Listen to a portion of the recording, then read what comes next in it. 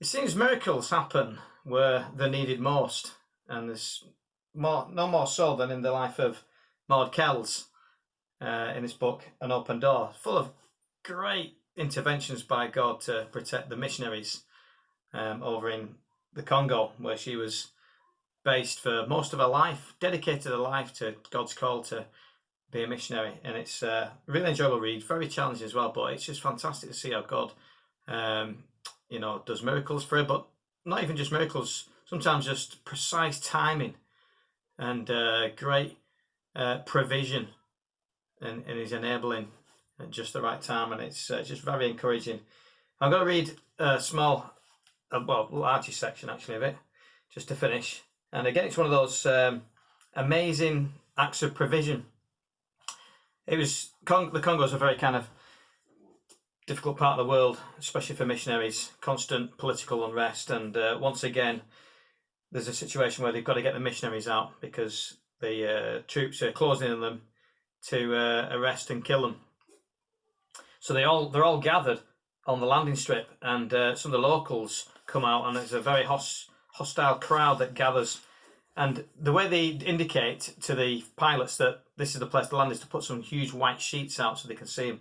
Now these white sheets get removed by this hostile crowd, and suddenly the pilots see it and think, oh, it mustn't be safe to land. It's too dangerous to land, and they turn around and they leave.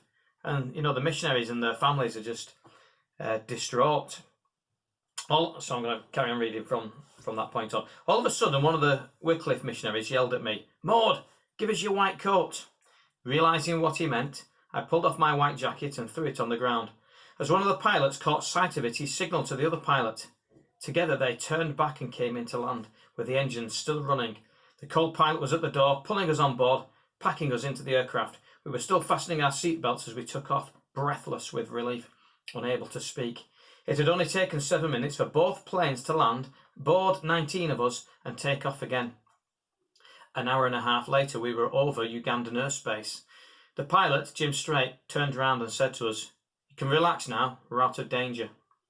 He explained the delay. We started out on time, but the rebels managed to access our frequency on the radio transmitter and warned us that if we tried to rescue missionaries, they would bomb the plane and take the missionaries hostage. We decided it was too much of a risk to continue. Meanwhile, American satellite surveillance showed the rebels getting closer to Nibobongo, and their advice was to turn back for you. We knew if we didn't get you out immediately, we never would. We could hardly take in our narrow escape. We wept tears of relief and were full of gratitude to the pilots who had risked their lives to save us. In Uganda, we landed at Entebbe to refuel. Across the tarmac came one of the Wycliffe missionaries carrying my white jacket. I greeted it with amazement.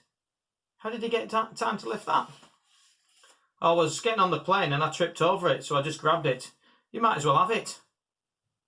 I looked at the coat that God had used to save our lives. I would keep it always as a visual reminder of his delivering power.